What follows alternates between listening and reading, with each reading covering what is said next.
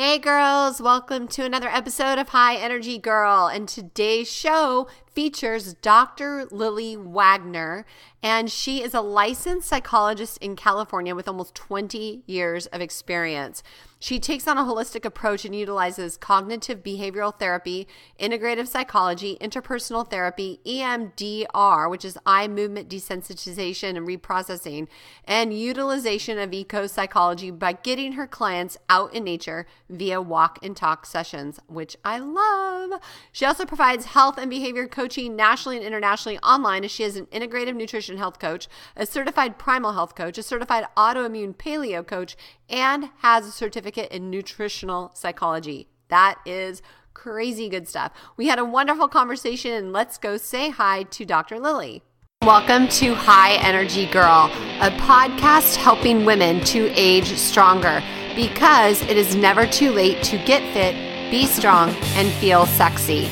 I'm your host, Tracy Gluheich, health coach and personal trainer, and founder of highenergygirl.com. Each week, we will either have a guest interview, which will provide you an actionable tip to help you age stronger, or I will do a solo episode that we will have a fun challenge for the month. Please also join our Facebook group, High Energy Girls. Looking forward to seeing you on the inside. Hope you enjoy the show. Hey beautiful, my name is Tracy and I'm a health coach and personal trainer and founder of highenergygirl.com. My passion is to help women become high energy, fat burning phenoms without starving to death and spending hours in the gym. So are you exhausted from the crazy holidays and maybe feeling a little bit of fluffy? Well, guess what? You are in luck, because I put together a high energy transformation guide, and it is completely free.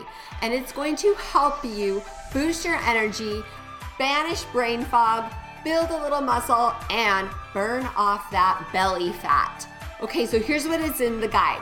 First off, it starts with mindset, because let's face it, your body can do it. It's your mind you have to convince. Next, we have food. There are 3 phases of the food plan to help you heal your body and create a fat burning machine. It is awesome, trust me. Also, fitness. We have components for both the home and the gym, beginning, intermediate, and advanced, because if you want to age stronger, then you need to move. And lastly, and most important, is self-care, because let's face it, we women are so crazy busy taking care of everybody else, our homes, our jobs, our families, that we don't take time for ourselves. And even on the airplane, the flight attendant says to put your oxygen mask on first. So grab this free guide, 21 days, high energy transformation. Just click on the link below and that will show up in your inbox right away. Hey, Dr. Lili, thanks so much for coming on the show today. Thanks, Tracy. Great having me on the show. Yeah, I'm excited. There's I love what you said in the email about the serendipity of, knowing you and, meeting you here. So it's kind of cool. Yeah. So for the listeners that don't know you, why don't you just let them know a little bit about yourself? Well, I am a licensed psychologist in the state of California. And I'm also a health and behavior coach nationally as well as internationally. I do online sessions and I can meet people one-on-one here and there. I also do walk and talk sessions, so lots going on. And my motto is, I give your brain hugs, not drugs, and I provide skills, not pills. Oh my gosh, I love that motto. That is a good one. It's so funny because last night I was at the Silicon Valley Health Institute and Dr. Anna Cabeca was teaching. And she was talking all about oxytocin. Uh-huh. So hugs are a primary mover of oxytocin. So that's awesome. 100%. And where are you based out of? I am in California, so Santa Clarita area. But I do online sessions all over California. So okay, awesome. And I saw on your website that picture of the beautiful ocean. Is that Santa Monica, or what beach is that? Oh, no, that's the Cayman Islands. I actually worked there for about 1.5 years when we just moved back in November. So I was a psychologist in the Cayman Islands for a little bit. Oh, I feel so sorry for you. That must have been awful. Holy cow. It was a move by choice. I could have stayed there. Oh, so what brought you to Santa Clarita of all places? Well, I was here originally in Santa Clarita, and an opportunity arose to go work in the Cayman Islands, so I had to do it, which leads me to the first and foremost thing that we want to make sure is to take these little adventurous sides that life throws at us, because otherwise in the future we may have regret. So I didn't want to have that regret. So I went ahead and said, oh, okay, I don't really need another job. I'm pretty good at where I'm at, being my own boss, but I had to do it. I had to go live on an island. Oh, that's awesome. And what were you doing there exactly? I was a psychologist. Oh, okay. So did you work like at a company and? Yes. Okay. I worked at a company, a clinic, and I did a lot of work with patients who had a lot of trauma, like really severe trauma, and did wellness trainings and lunch and learns. I did presentations, all sorts of fun stuff. It was a great growth experience as well. Oh, good.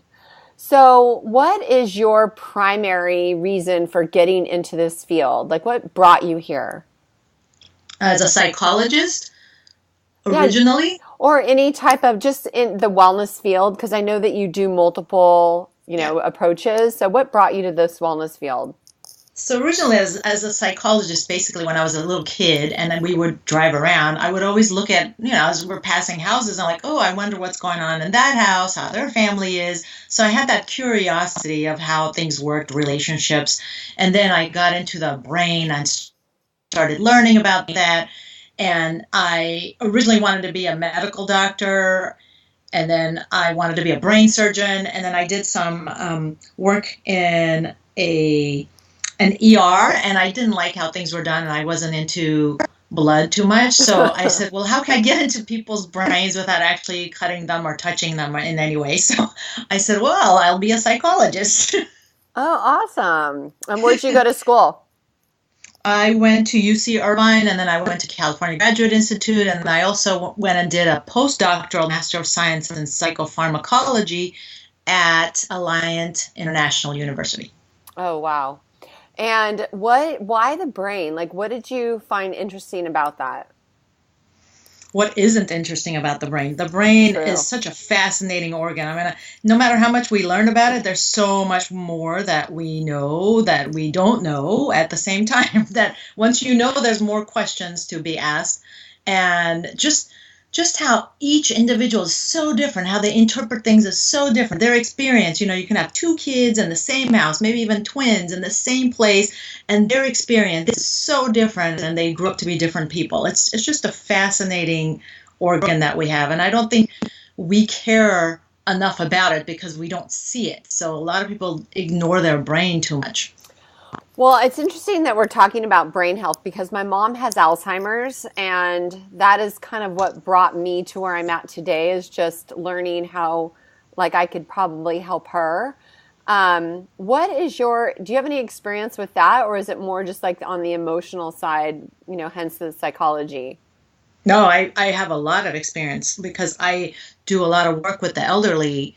And I have a few contracts with various nursing homes, and my father actually just passed away last year of Alzheimer's. So tons of experience personally as well as with my patients.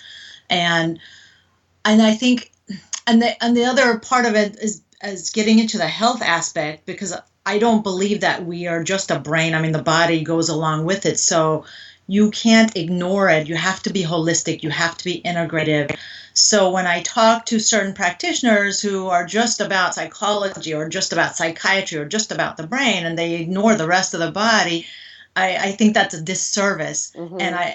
And we need to look at everything. And recently I also got into the gut health, and I got into that a long time ago, but more into it now because I personally have my own issues with ulcerative colitis when I was 25. And that also led me to get more into the mind-body relationship versus just the brain. Okay. Now that sounds interesting. So what did you learn about mind-body in response to, because I find that so many people are detached from their mind they live mindlessly and they're not present, and they let their subconscious kind of take over for everything. And I think that people, in order to enjoy life more, could practice mindfulness. So let's talk a little bit about that. Yes, there's definitely what I like to call the disconnect, and that is that complete disconnect of the mind and the brain, and the body. And I've actually met people who are maybe too cognitive, too much into their brain versus their body, and they see zero connection. It's like they say, oh, I think this way, I feel this way, but there's no connection. It's like, well, you're not doing anything to help yourself physically, and how do you think that affects your brain? And sometimes they're so disconnected, they're like, oh, that has nothing to do with it. So if they have a high stress job, they don't believe that that is actually affecting them physically, and that there's things that they can do with it. One of them, definitely being mindful of how your body feels, how your body is responding to things. So a lot of times I will notice if I'm in a stressful position, if I'm with a patient who's very stressed out, I am aware all of a sudden that I'm not breathing. So that recognition of holding the breath is important to then be able to release that and just say, okay, I need to breathe. That's the concept of being mindful and being present and being aware of your physicality when you are talking to people, or if you're in a work environment, any kind of stressful situation. Is just, where are my shoulders? Sometimes you'll see the shoulders creeping up to your ears. So it's that releasing of that, letting go, and making sure you can relax. And it's something we have to work on. It's not something that comes naturally to us, because it's the body's automatic response to be in that fight or flight. When it's stressed out, it's got the cortisol pumping through the veins in our bloodstream. And so we have to be aware that we need to use the brain to be aware of what's going on with our body, because otherwise it's very, very automatic and unconscious. And that's that connection we need to constantly work on, so that we can solidify that as well as utilize it to our own advantage. Yeah. And what about the gut-brain connection? That's a big term these days. So, oh my gosh. So, I mean, I'd love to hear an explanation of how that works and what people can do to improve that.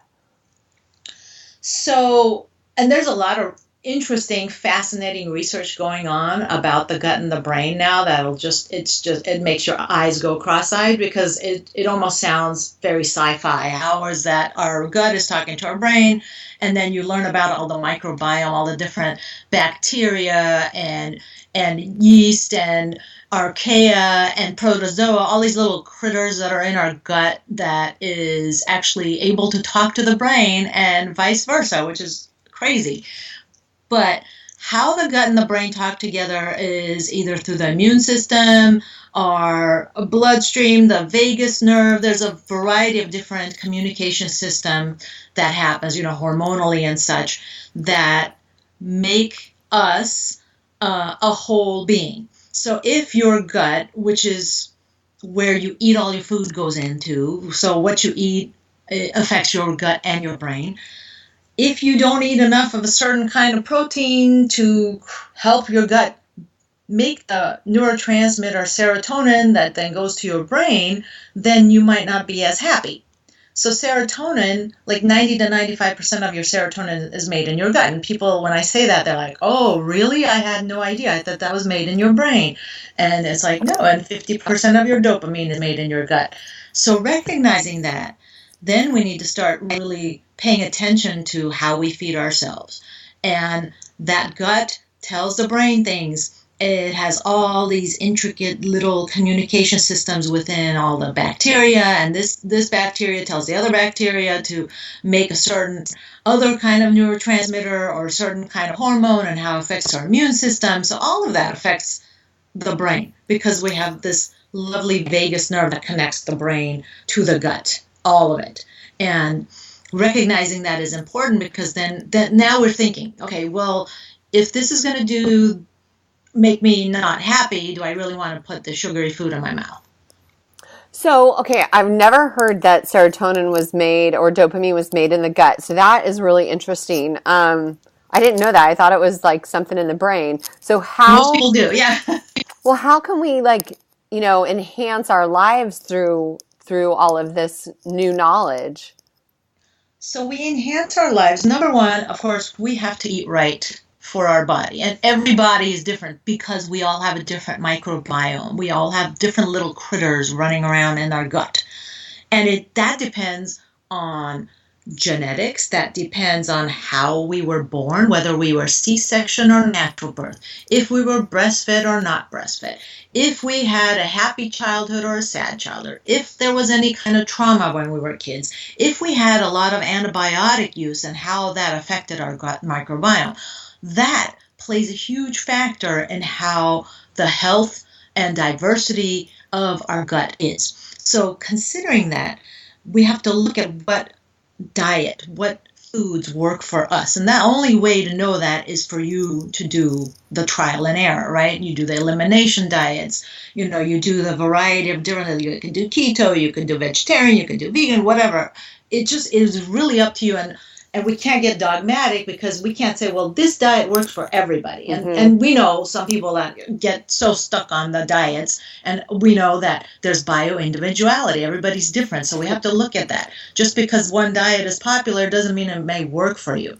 For some people, yeah, they could be vegans and they have a great, great, healthy life. But for others, they can't. I was unable to be a vegetarian. I did it for a year and a half. It pretty much ripped up my intestines. So I had to look at, obviously that's not working for me. So what's going to work for me? I had to do the elimination diet, figured it out. Now I know certain things bug me. I won't eat that stuff. And I know that intermittent fasting helps me, so I throw that in. So it's different. And once we figure that out, what's healthy for our gut, and eat the right stuff, then we get into the lifestyle factors, right? Because sleep also affects everything. Sleep is a nutrient. And then we get into the other lifestyle factors of how can we reduce stress. Stress is a huge factor. Stress affects our gut microbiome. Stress affects our brain. Stress affects everything. And people don't pay enough attention to their stress levels. They go, oh, I can handle that. Oh, that's not a big deal. I never had problems with that.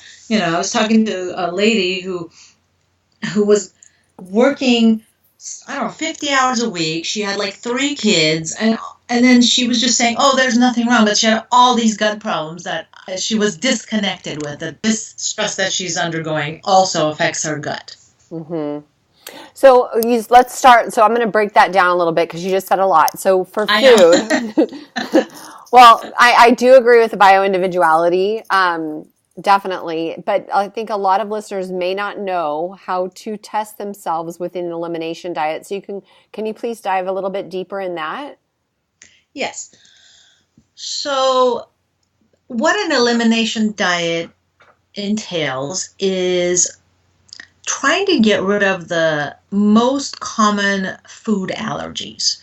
So we have dairy, gluten, eggs, nuts, seeds, and some other vegetables. For example, nightshades tend to trigger a lot of stuff, like peppers and potatoes. Not the sweet potatoes, those are not considered nightshades. So a variety of factors like that. So FODMAPs are another big indicator of problems, which is like onions and garlic and asparagus, all the yummy stuff, unfortunately. And when you look at elimination, some people get really scared because they think that's how they have to eat for the rest of their life. And the fact is that once we eliminate specific foods, we want to see what is actually causing a trigger. So a lot of the reasons why there's triggers is because of the years of eating certain things. Now we may have a leaky gut. And right. Leaky gut is caused because our little junctions in our intestines are no longer tight, and they kind of open up, and then things go into our bloodstream that shouldn't be there, and then the body starts attacking, and that's how inflammation happens, and then some leading into autoimmune disease.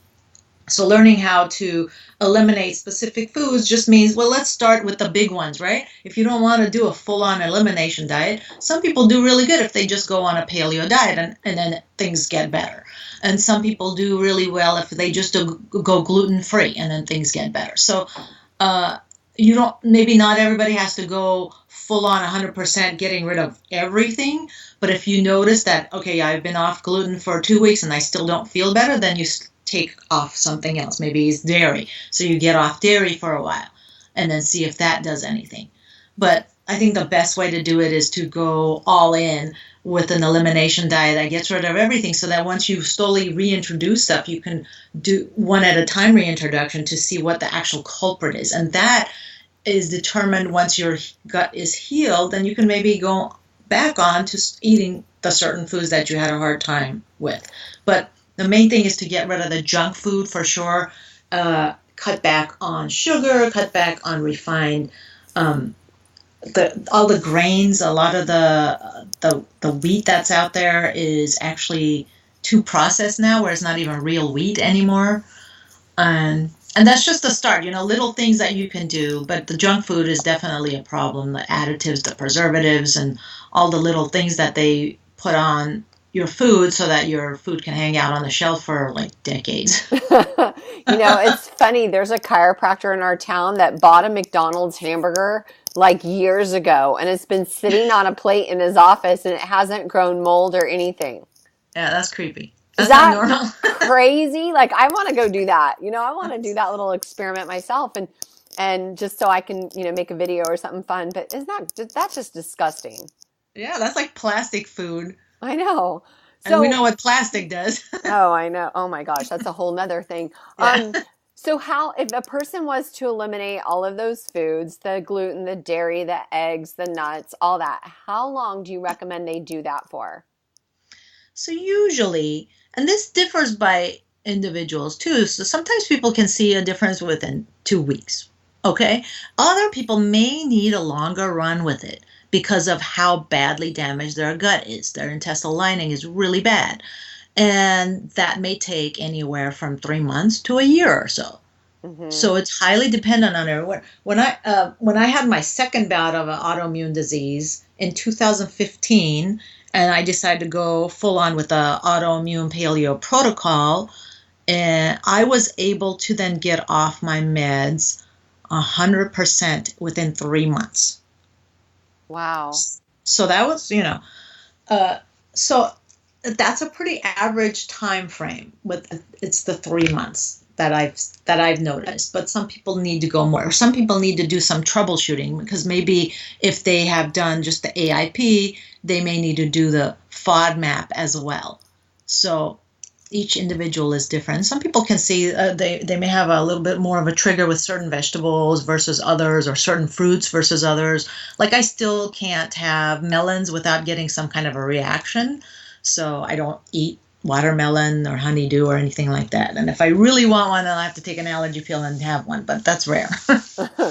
Well, so now I'm guessing that a lot of people don't even know what AIP or FODMAPs are. So do you want to mention what that is in a little bit more detail? So AIP is the autoimmune paleo protocol. And what that does, it's an elimination diet, and it's mainly geared towards those that have an autoimmune disease. But I think that if you got some stuff going on, you might want to attempt the AIP, just because it's just going to get rid of stuff maybe that your body is responding to. And that is in the form of getting rid of nightshades, like we mentioned earlier, and it's getting rid of things like dairy, eggs, even chocolate. Yeah, people go crazy about that. It's like, what? I can't have chocolate? Yeah, you can't. You can't also have caffeine, so no coffee, nothing like that.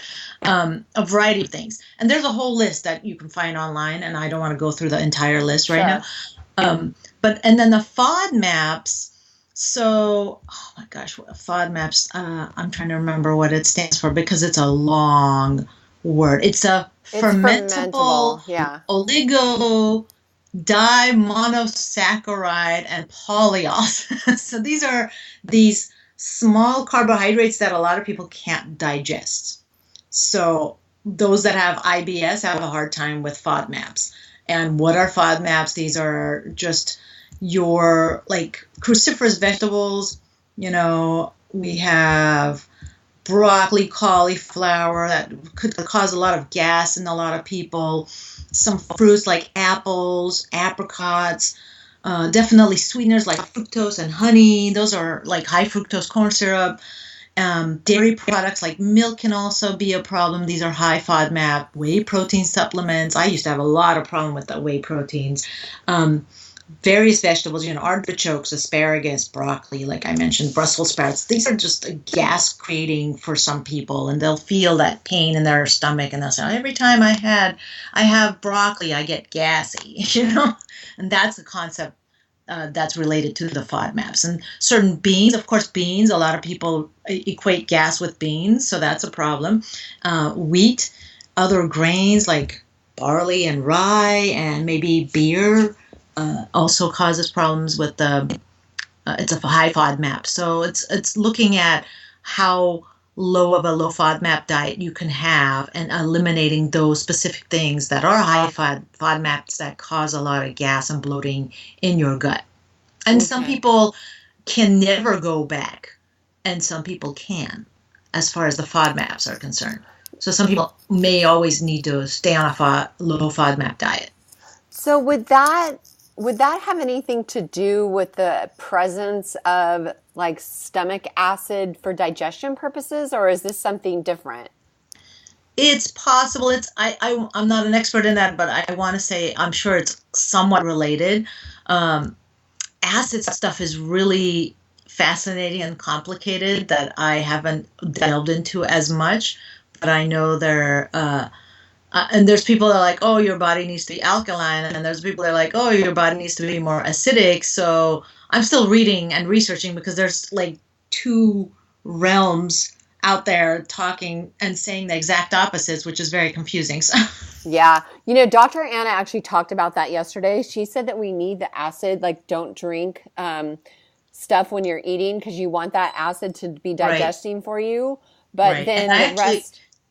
Yeah, I actually started kind of reading her stuff too because I had heard her on the podcast, and she talks a lot about getting that balanced out, alkalinity versus acidity, and then also certain parts of your body need a different pH. So it's really fascinating. I know, it's so complicated. It's crazy. Yeah. So we go from all the way from brain and psychology to FODMAPs. Okay, that was a gamut. It's all related.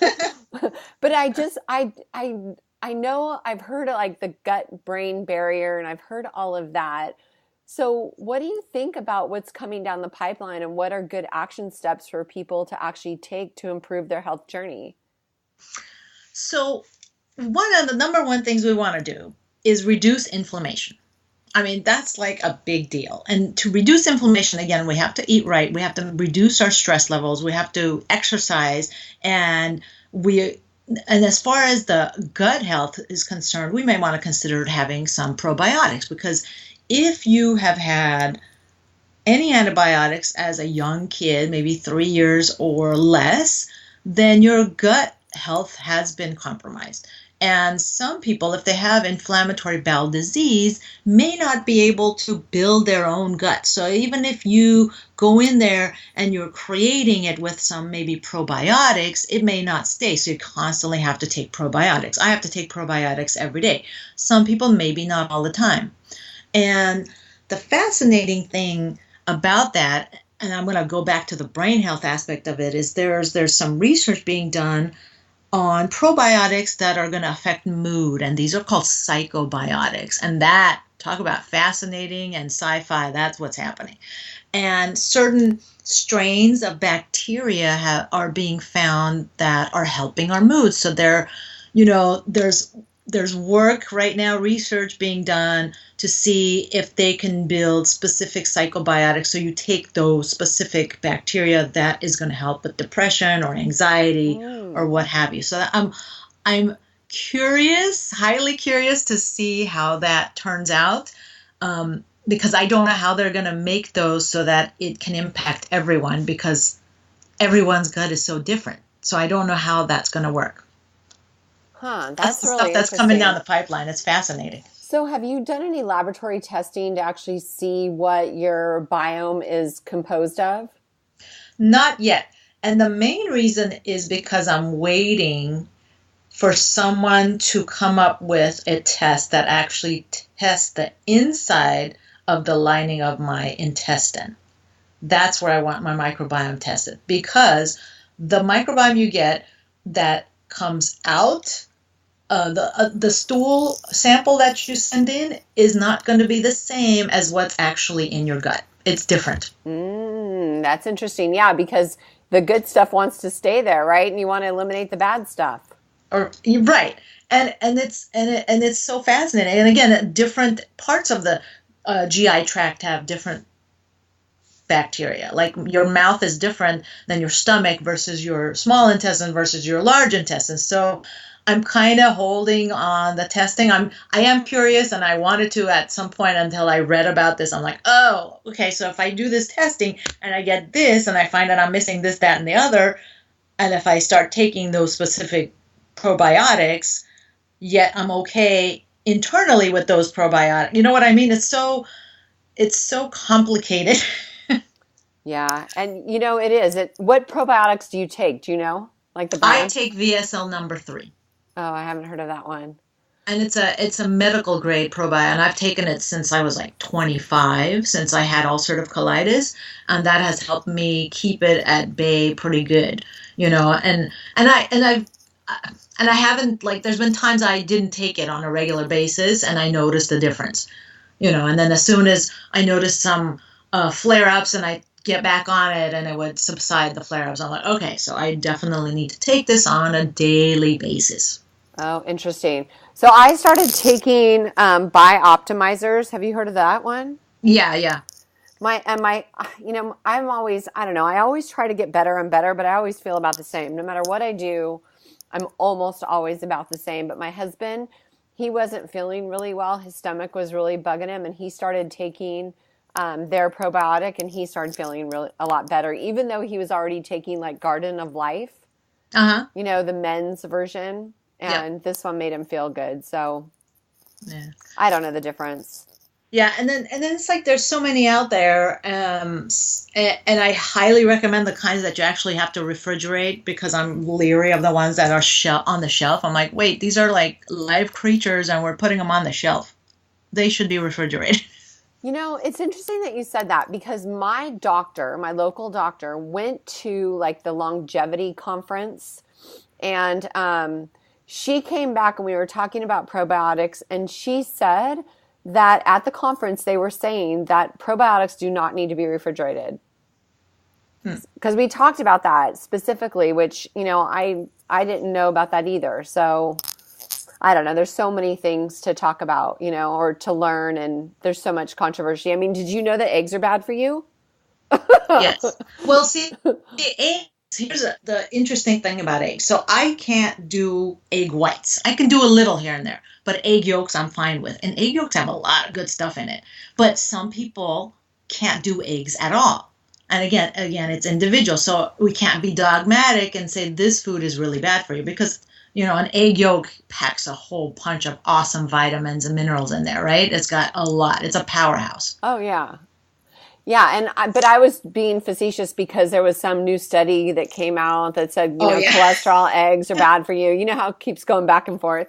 And so, I know. I mean, I love eggs. And that's the problem. That's why people get so confused. And like, if I tell a friend of mine, say, hey, you're drinking the diet sodas and it's not really good for you. Like, yeah, whatever. They'll come up with a study later that says it is good for us. So this is where the public gets really confused and misleaded and misguided, because the way the media represents any kind of research is a snippet. Yeah. And it's just a one-line thing. Don't eat this. This, salt causes you to have high blood pressure. Well, that's baloney, not right? Yeah. It's like, what are you talking about? My blood pressure, like my top number is under 100, and I eat a teaspoon of salt or I drink it. I put a teaspoon of salt in my water every morning. Yeah. And you have to if you're on keto, right? So your body needs it. And so you can't tell everybody, oh, you have to get off salt. And some people's body needs a lot of salt. So it's interesting that they take a little thing from one study instead of looking at a variety of studies. Anytime I read a study, I looked to see if it was done on humans or animals, and I also looked to see the size of the sample, like how many people were studied. 10 for me is not enough to represent a mass amount of people. So just having 10 subjects is like nothing. I would rather have 100, 1,000, maybe 10,000. Then I'll pay attention to that study. But when you say, 4 out of 10 people, when they had salt, their blood pressure went up. It's like, Yeah. that's ridiculous. I know. And then you always want to see who's funding the study. Is it the, pharmaceutical 100%. mafia or, Yeah. right? Then we can't break through those walls, that's for sure. It was funny. Last night I was at the Silicon Valley Health Institute meeting. I actually met the president and talked to her for quite some time. And she is like, oh my gosh, that woman, she was so interesting because she's like older. I don't know how old she is, but older than me. And just the research and the stuff that she did, and she doesn't have any more F's to give, if you know what I mean. And so she's creating all kinds of waves out there. It was crazy. So, Dr. Lili, getting back to your topic at hand, brain health. So your dad, and I'm very, very sorry that you lost him to Alzheimer's. Alzheimer's is it's just so sad and so horrible. But what advice would you give the listeners to help their brain age in health rather than sickness? We have to move. I don't care if you don't like it. I don't like it sometimes, but I have to move. Movement is important. Exercising is important. Getting that oxygen into our brain is important. My dad did not move. He would sit at work and he would come home and sit at home. He didn't do any exercise. And I'm not saying that's what causes, because I think Alzheimer's is a multi-pronged problem. So there could be a virus that causes it. There could be your food. There could be genetics. There could be, lack of movement. So I think it's multi-pronged that creates all these problems in the brain that then lead to Alzheimer's. But movement is so vital, because not only does movement allow for oxygen to go to our brain, but it also allows a variety of good chemicals to be bumped in the brain. You got butyrate, and you want to get those endorphins moving, and you also get to. Another thing that exercise does, which most people don't think about, is that, again, that connection with the mind and body. It's the coordination, which is also a huge factor in building those neuronal pathways. And it's so important, because if you don't do squats, later on down the line, you're going to have a hard time getting out of your chair. Yeah. So even if you don't like exercise, the goal should be, well, how do I want my quality of life to be when I'm older? Do I really want to hire someone to come and help me to go to the bathroom and take a shower? Or do I really want to be able to do it, by myself at the old age of 99? And that's a key factor. Exercising is a key factor. Eating right. So eating right means getting rid of junk food, getting rid of the sugars. We know sugar is so bad for our brain. It causes so much inflammation. And now we're thinking of depression as caused by brain inflammation. So when we look at that, it's like, oh, well, we definitely want to reduce inflammation because it is equated with inflammation, that we're seeing more and more studies coming out that say, oh, depression, there's a link with inflammation and depression. And when we get depressed, then we're having a hard time doing the stuff that we need to do in order to get healthy. So when you're depressed, you don't have the energy to go work out, which then causes more problems down the line. But if you reduce that depression, then you're going to have that energy. Then you're going to want to do the things that you should be doing in order to get to that healthy state. And one of the ways, the most underutilized antidepressant is exercise. When I have my clients go exercise on a regular basis, they feel better.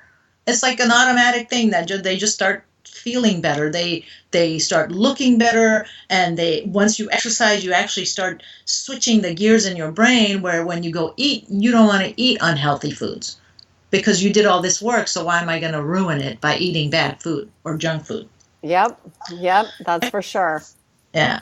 And another thing, of course, is sleep. Making sure we get enough quality sleep, um, which means we turn stuff off. Okay. I want people to turn their de- devices off so they can turn themselves on. We get so zombified. I say the zombification of a nation is happening and people are not paying attention. It's just, I go and see it everywhere. People are on their cell phones. It's this constant need to be on something instead of just sitting there watching a bird on a tree. What's wrong with that? And that's that concept of mindfulness we talk about. And as you know, meditation has been shown through centuries to be helpful to our brain, to our well-being. So if you can throw in 10 minutes a day, that's all it takes of meditation, you're already doing your brain a whole lot of good. Mm-hmm. And that reduces stress levels. And as I mentioned earlier, reducing our stress is a huge, huge deal that we can help ourselves with in order to age better. The more stress you have, the more cortisol that's coursing through your veins, and that is causing all sorts of metabolic problems for you. Oh yeah. Another thing is to have fun. Sometimes people get so serious. They take things so seriously when you could just laugh things off. I mean, what's the harm? I mean, if somebody calls you a name, you can either take that personally and then go on the attack, or you can just laugh it off because it's just words. There's no need for us to be defensive. Whoever can say whatever they want, I don't care. And it's just a matter of taking it into perspective, saying, well, I don't believe in that, so I'm not going to get bothered by that. And that's that recognition and working on the self and learning all these negative cognitions that we have, the cognitive distortions, the automatic negative thoughts, paying attention to those and working on those is so important. And I think people don't utilize enough of that talking and learning about the self, journaling, doing that self-introspection, self-reflection, all the things that, when you look back in the old days when people didn't have all these devices to distract them with, that's all they did. They would hang out and talk. They would philosophize. They would write about stuff. They would journal. And, that helped them figure things out. That made them grow as a person. Mm-hmm. And if we could do that, if we could just go out and learn things, and if we could read and learn or listen to things, that's improving your brain functioning. Your brain is a sponge. It likes to learn. And I'm sure some people who are learners know that. They love it. And it's like we get a high off of learning and we get so energized from learning things. And then finding out stuff is like, oh, that's why I do that. Oh, that's why I ate that way. So that self-knowledge is so important, so pivotal for how we will age and the things that we are going to learn. I just turned 50 a few days ago, and I made sure that I spent time writing in my journal about what did I learn in the first 50 years, the first half century of my life. I wrote that down, and then what do I want for my next 50? Because darn it, I want to live to at least 100. Well, now you can these days, it seems. And happy belated birthday. Thank you. That's really good wisdom. Like my son right now, my middle son is kind of contemplating the direction that he wants to go in his life. And so I told him, journal, just write down how you feel, just get it all out there on paper. And then later on, go back through it and just reflect on how you're feeling. Yeah. So, and a lot of people don't understand how journaling is a way for you to get stuff out. And the best way to do it is with a pen and paper, not computer. There's a whole lot of other stuff going on with your brain when you actually have a physical relationship when you're writing versus typing. It's a different mechanism that turns itself on in the brain. I don't know what it is exactly, but studies have shown that when you actually use a pen and paper, that your brain lights up in certain areas. That means, I'm thinking, I'm figuring things out. And so you're using parts of your brain that you don't normally use nowadays because it's all computer, right? And when you do that, you get more of a personal relationship and you think more when you're writing, when you have a pen in your hand versus if you're just typing it. I know I write better if I'm handwriting stuff than just typing it. Oh, that's a really good, I didn't know that. That's really good wisdom. You know, I really feel that we have so much electronics that it's better to get back to the old things. Like I really insist on reading my books in a book, a real live book instead of my Kindle or a PDF or whatever. I like holding the copy, but I didn't know that about the journaling. So that's really good advice. So Dr. Lili, where can people find you so they can soak up more of your wisdom? I can be found on my website, which is talk-to-Wagner.com. That's talk-to-Wagner.com. You can follow me on Instagram. I am at love.health.joy. I am also on Facebook at Love Health Joy or Dr. Lili Wagner. Awesome. I think that's all I'm at. Yeah. And we'll have links to all of your social on your show notes page. Oh, really super quick. What eating style do you follow currently? Okay, when I'm good. But, we try to be most of the time. I just had a big birthday, so I wasn't that good. But in general, when I feel my best is when I follow a modified autoimmune protocol diet that's good for me with some more of a keto aspect to it, so lower carbohydrates because my gut is better that way. And I do intermittent fasting. I enjoy the intermittent fasting, taking like 16, 18 hours a day, not eating. And then I try to do a full 24-hour fast once a week. Oh, awesome. Dr. Anna said last night, 10% fasting, 80% keto green, 10% feasting. So we don't need to beat ourselves up when we aren't, quote unquote, air quotes here, perfect, Yeah. And that's another thing, a good thing that you brought up is we need to be able to forgive ourselves for a lot of things that we unnecessarily beat ourselves for, because that causes a lot of grief. And that grief creates a lot of stress within the body physically. Yeah. So if we can let those things go and just be and go do the fun stuff and laugh a lot, that's going to help us move forward in life and just grow instead of just getting stuck and feeling stagnant because we have all this grief and guilt or whatever that is that we feel bad about. Yeah, I mean, that's why you want to give yourself permission to have those times and adopt these practices as a lifestyle, not as temporary diet, so that you're just white knuckling it. And then when you fall off the wagon, you're off. It's like a lifestyle change. Right. That's awesome. Well, my dear, thank you, Dr. Lili, so much for coming on the show today. It's a pleasure. So you had so many pearls of wisdom that I'm sure our listeners will be able to, start applying to their lives today. I appreciate it. Thank you so much for having me. Awesome. Well, you make it a great day, my dear, and I will be in touch very, very soon. I'm excited. Okay, have sweetie. A wonderful weekend. You too. Thank you. Okay, Thanks. Take care. Bye-bye. So you can make your life healthier and happier and age stronger. So thank you for listening. Please share it with a friend. And as always, we love it when you head on over to iTunes to give us a rating and review so that more people can find the show and learn how they can actually become the best version of themselves possible. All right. See you next week. This podcast contains the opinion and thoughts of its host and guests. It is intended to provide helpful and informative material on the subjects covered. All statements made on the podcast have not been evaluated by the FDA and are not intended to diagnose, treat, cure, or prevent disease.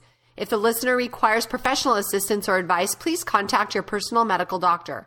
Both host and guest specifically disclaim any responsibility for any liability, loss, or risk, personal or otherwise, which is incurred as a consequence directly or indirectly of the use and application of any of the contents of these episodes.